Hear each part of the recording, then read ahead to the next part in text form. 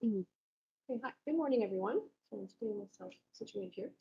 Um, so my name is Sarah Power. I'm an associate professor in the Department of Electrical and Computer Engineering and in the Division of Community Health and Humanities in the Faculty of Medicine. And I do research in brain-computer interfaces. So what I found with brain-computer interfaces is that if you don't understand what they are and how they work, then me talking about my specific research questions doesn't really mean a whole lot. So rather than get into my own specific research, we're just going to talk today about what brain-computer interfaces are, how they work, what applications they could be useful for, and if you have any questions about my specific work, maybe we can talk about it later. But we're going to go high level here today. Okay, so what is a brain-computer interface? So the simplest way to define a brain-computer interface is that it's a technology that allows users to control a connected device with just their brain, without the need for speech or movement. Sorry, my animation's there. Without the need for speech or movement, because that's how we would normally access devices, right? That's how we would normally control devices. With that, in the absence of any sort of physical limitation, if I was going to use my computer, I would either, use the keyboard or maybe a mouse or some other mechanical switch that requires me to move it, to use movement, or I might use, a voice command, Google Assistant, or something like that. But what if I didn't have the ability to speak or move? Well, then the only option is to use your thoughts. And this is what brain-computer interfaces make possible. So I posed the question before, thought-controlled technologies. I realize in the program it's mind-controlled technologies, but thought-controlled technologies, real or science fiction? And the answer isn't science fiction, and that's good because this talk would end here if it was, but it's not quite reality either. It's kind of like a bit of both. And that's really because while thought-controlled technologies certainly do exist, what comes to mind when we hear that word might not quite be reality. So one problem is the way that I've phrased this. I've said thought-controlled technologies, and so when we hear this, we start thinking that maybe these technologies can actually read our minds. And if you look at the and this is often the way people who don't know about brain-computer interfaces and aren't in the field, this is the way they might be introduced to them if they ever are. So you might see, in news articles or on podcasts or something, headlines like this. So brain-computer interfaces predict patients' thoughts, or reading your thoughts, or reading your mind. The reality is that these technologies are not there yet, and they're not even close. And even as a BCI researcher, or maybe especially as a BCI researcher, I say thank goodness to that. I hope we never get to the point where we actually have technologies that can read your mind, because I think there would be much more negative effects of that than positive ones. So the technology is advancing, though, rapidly, and so we may get to that point at some point, but what we need is policy and regulation to be in place before the technology gets to that point. And the good thing is that this is a huge topic, and if you do like a Google News search of brain-computer interfaces, you'll see a lot of articles about this, about the ethics of neurotechnology and how do we manage these things and what policies do we need. So that's a very good thing.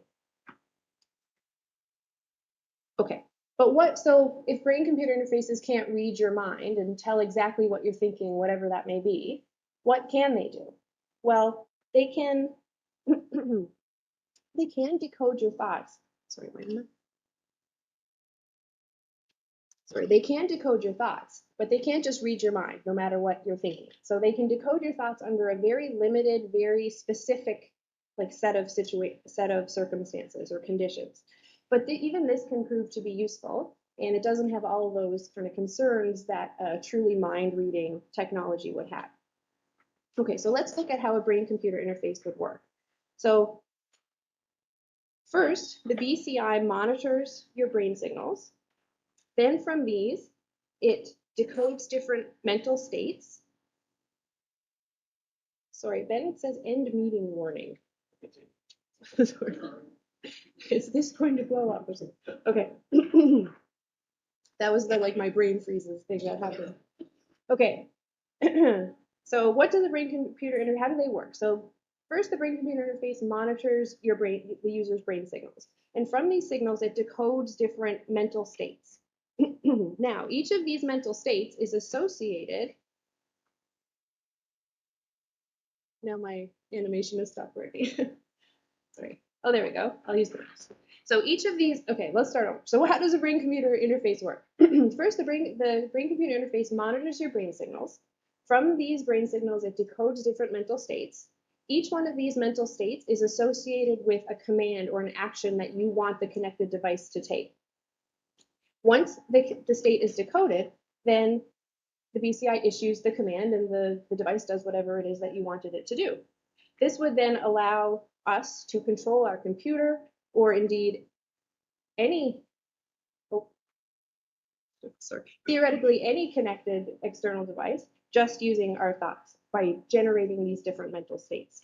Now, your first question might be, what do we mean by mental states? And that kind of depends on the type of BCI that we're talking about. And generally, we kind of divide BCIs into two different types of like two different categories. One is active BCIs and one is passive BCIs. So in active BCIs, the user actually intentionally generates mental states. And here by mental states, we mean distinct, reproducible kind of brainwave patterns, right? So we want to use these brainwave patterns, these mental states, to issue those commands. So they have to be kind of the same every time, and you have to be able to do them over and over again. So in order to do that, usually we use mental tasks to help generate these patterns in the same way every time. So these mental tasks could be something like doing mental math in your head, like just doing some calculations or generating a list of words, or actually the most common tasks that are used is the imagination of movement. So imagining moving your hands or your feet or your large body parts. And this has to do with the fact that these parts of the areas of your brain that control these parts are large enough and the activity is distinct enough that we can detect those types of things pretty well. So then we would do these different actions that are associated with different commands, and that would allow us to directly control the device. So let's look at a quick example just to clarify that. So say that you wanted to play a video game. You want to play Super Mario Brothers here. So say that we have a BCI that's designed to detect whether you're imagining moving your left hand, your right hand, or your feet. So say we say, okay, we can do that. So we'll associate imagining moving our left hand with moving Mario left. Sorry, I did it the wrong way, right? So imagine moving your right hand moves Mario right. Imagining moving your left hand moves Mario left.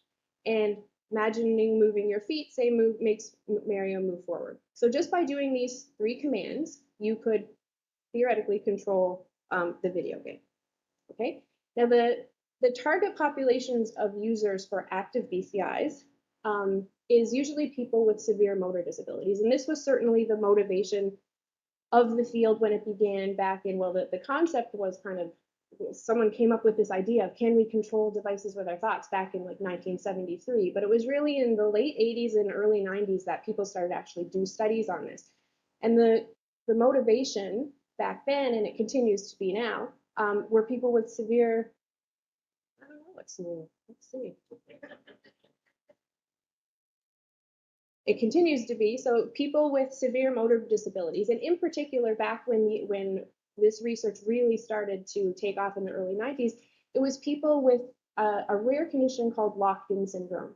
And this can result from disorders like ALS, but it's a rare condition where it's characterized by complete paralysis of voluntary muscles, sometimes even to the point where people can't move their eyes or blink, so can't even use blinking as a way to communicate. So in the absence, clearly people in this condition could not use motor, movement-based or speech-based technologies to access their computer, to communicate, to control their environment, to help direct their own care.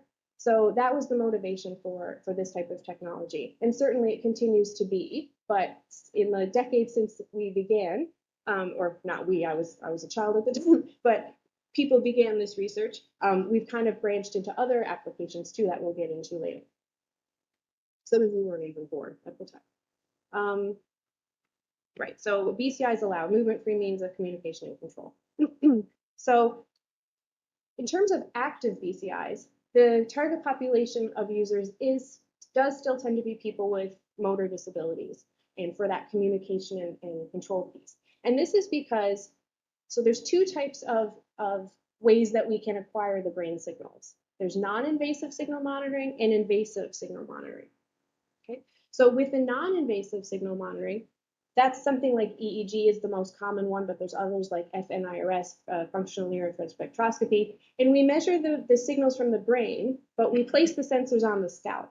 So it may not seem like a big distance from the brain to the scalp, but in terms of the tiny, tiny little electrical signals that we're measuring, that's a really big distance.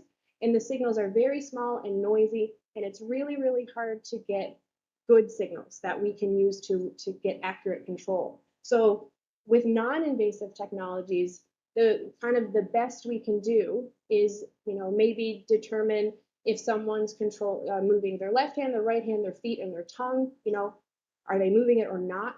So we can only get maybe like 4, 5, 6 commands from the non-invasive technologies at this point. Research is ongoing. So if someone would probably only opt to use an active BCI for actually controlling a system if that was maybe their only option. Certainly a more traditional movement-based, like if you were going to play a video game and you could use a video game controller, you're probably better off doing that than using an active BCI at this point based on a non-invasive technology. So in terms of invasive technologies, they're much, much better. So in invasive technologies, you actually have an electrode implanted on top of your brain or even in your brain. And you can get much better signal and much better control. And studies have shown that people can control a robotic arm using these invasive BCIs, just like I'm controlling my arm now. It's really quite amazing. But of course, the downside is that you need brain surgery in order to do that. And so for each individual, you would have to do the risk-benefit analysis of whether you want to use an invasive BCI. And certainly if it's someone with a severe motor disability who wants to regain function, that might be worth it. But for someone who just wants to play Mario with their brain, that probably wouldn't be worth the risk. Okay, so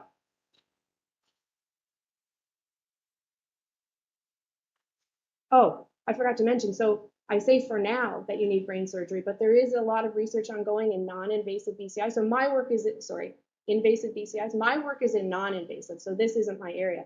But this is just really cool, so I'll mention it because you may hear this in the news. There's a company called Synchron who has recently developed and recently did a clinical trial on a invasive endovascular BCI. So rather than having to go through the skull and implant the electrode on the brain, they place it in the blood vessels of the brain. So they can place it on the brain wherever they want it to go, or maybe not wherever, but where they want it to go, but in the blood vessel. So they can just do an endovascular kind of surgery and put it into the jugular vein, and it's much less risky. And if this turns out to be safe and effective, which initial studies seem to suggest it will be, this could be very game-changing for BCIs. Sorry, I feel like good for time. Okay, so let's get back to what we mean by mental states. So we went over active BCIs. So active BCIs, mental states, are reproducible patterns that the person generates for the purpose of controlling a device. In passive BCIs, it's a bit different. And this kind of this part of the field is about a decade old. So people started to do this type of research about 10 years ago. And this is more aimed at, people with disabilities and healthy individuals alike. So in passive BCIs, the mental states are not actually consciously controlled. Instead, they're naturally occurring cognitive or emotional states. So think of things like fatigue or stress or workload or various emotions. And the idea is that if we can detect these things, it allows devices to respond to a user's state in some useful way. So there's lots of different applications for this.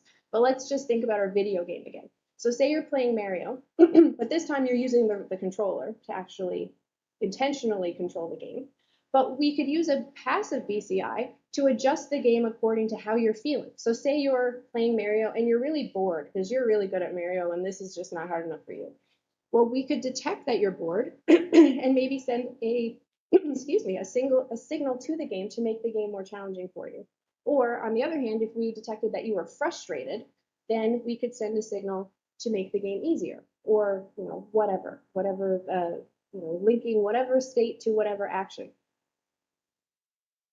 And there's so many different possible applications for passive BCI. So think about one of the applications that is actually the most studied in the literature, kind of the biggest target, is for monitoring states like mental workload and stress and fatigue in safety critical occupations like pilots and nuclear plant operators and stuff like that.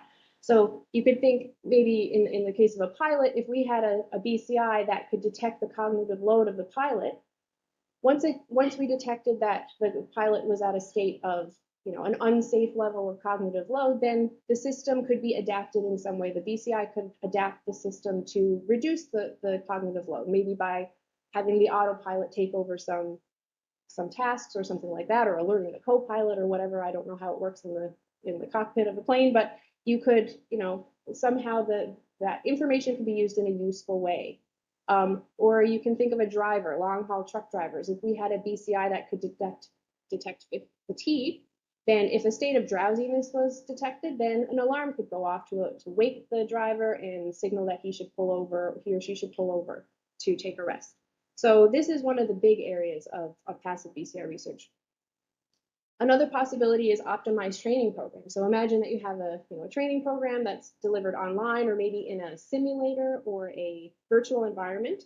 If we could have a BCI that had some sort of neural indicator of skill development, of learning, then we could optimize these training programs for the individual. So the person, if we could get an indicator of how they've developed the skill, then we could make sure that they repeat certain learning objectives until they've adequately developed that skill and move them on only to more difficult or advanced material only once they've gotten the basics, that type of thing. So if we could get that, that's one potential application of a BCI, a passive BCI. Then there's smart medical technology. So a self-adjusting hearing aid, for example. So if someone has a hearing aid, if we could use a BCI to kind of figure out, say, which voice they're listening to, then we could use that information to amplify just that voice, for example. And then things like neuroregulation. So if we can get a measure of these different mental states that we're, cognitive and emotional states that we're feeling, there's some research ongoing to see if we can use this information to teach people to regulate those states. So maybe in someone with anxiety disorder, maybe we could use if we show them their signals of this is what it's like when you're anxious, maybe we could teach them to kind of regulate those signals, or similarly maybe improve attention in individuals with attention deficit disorder, those types of things.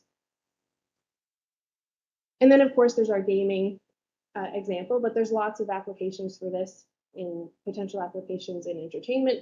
Things like, imagine if your music library, your Spotify could pick your song just based on your preferences at that time, or something like that. Or you could create art or create music just based on your mood. If you had a BCI that could detect your emotions and somehow create music or art that way. Okay, so you may notice, so there's so many possibilities, right? But you may have noticed that you've never actually seen anyone use a BCI like this before, right? So that's because the technology is not really there yet. You may see that there's some BCIs commercially available purely for entertainment purposes. And to be honest with you, I'm not entirely convinced that they're doing what they say they're doing. But there's and while there are some people, there has been some uptake of BCIs for the target population in terms of active BCIs, of people with ALS who may use this at home to control their computer. It's not widespread, and passive BCIs are certainly not widespread either. They're, like I said before, only about 10 years of research has gone into them, so they're relatively early. But there's none of these being used in cockpits or nuclear plants or anything like that yet, because the research just isn't there yet. Because this is a really hard problem. Okay, so just think, if you're trying to detect mental workload, so that's my goal as a BCI designer, to detect mental workload. Well, someone could have really high mental workload because they're working on a really hard problem, and they could be super stressed out that they're working on this really hard problem. Or they could be working on a really hard problem and have high cognitive load, but this is their thing. They're really enjoying this. They're in the zone. So you can see us from a BCI designer perspective. If I'm trying to detect mental workload, these two scenarios could cause me problems, right? There's going to be this mixing of different states. We all know that we experience different cognitive and emotional states at the same time. So how do we deal with that when we design BCIs? So this is a challenge. That's just one example, but there's so many different challenges. So this decoding mental states, we do this through machine learning. We gather training data and we try to develop algorithms to detect these states, but there's so many things to consider. The mixing of multiple states, like I just said, the fact that right now there's a limited number of states that we can detect. So we need to, there's research ongoing to detect different states. Context matters. So like I said, it's going to be, well, for example, it's detecting mental workload in my lab when I'm getting you to do some, math problems. That's going to be very different. Look, your brain signals are going to look very different when you're working on those math problems than when your cognitive load is really high because you're trying to stop a plane from crashing, right? So context matters, and taking this research from laboratory studies into real environments where these BCIs would actually be used is really challenging. You can think of things where, the effect of stimuli in your environment, internal and external stimuli, the effect that these could have on your brain signals that we have to consider when we're designing these things. And then the differences from person to person. We have to deal with, if we train a BCI on one person, it doesn't really work very well on another person. So we need to try to figure out techniques in our algorithm development to make things transferable from person to person.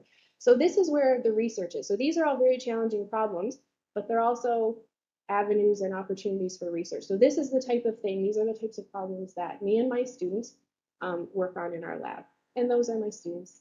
Hi, guys. And that's it for me. Thank you very much. If you have any questions, we'll chat later. So.